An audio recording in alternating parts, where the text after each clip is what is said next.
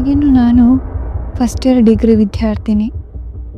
School ವಿದ್ಯಾಭ್ಯಾಸ ಸಮಯದಿಂದಲೂ ನನಗೆ Muslim ಸ್ನೇಹಿತೆಯರಿದ್ದರು.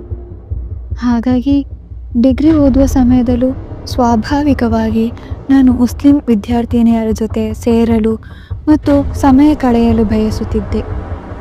ಅದು ಕಾಲೇಜಿನಲ್ಲಿ ಒಂದು ಸಣ್ಣ ಸಮಸ್ಯೆಯನ್ನು ಉಂಟು ಮಾಡಿತು. ಕೆಲವರು ಅನುಮಾನದಿಂದ ನೋಡುತ್ತಿದ್ದರು.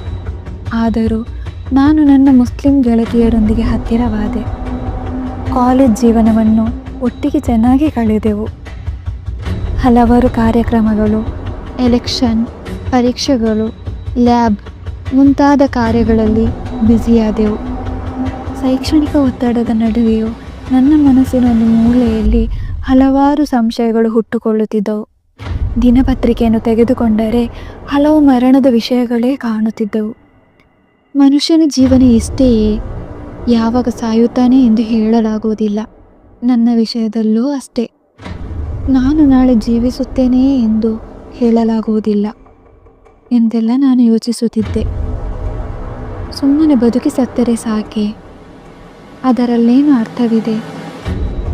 ಜೀವನಕ್ಕೆ ಒಂದು ಲಕ್ಷ್ಯ ಬೇಡವೇ? ಖಂಡಿತವಾಗಿಯೂ ದೇವರೆನ್ನುವವನಿರಲೇಬೇಕು. ಆ ದೇವರನ್ನು ಹುಡುಕಬಾರದೆ? ಸರಿಯಾದ ಜೀವನ ಮಾರ್ಗ ಏನೆಂಬುದನ್ನು ಹುಡುಕಬಾರದೆ?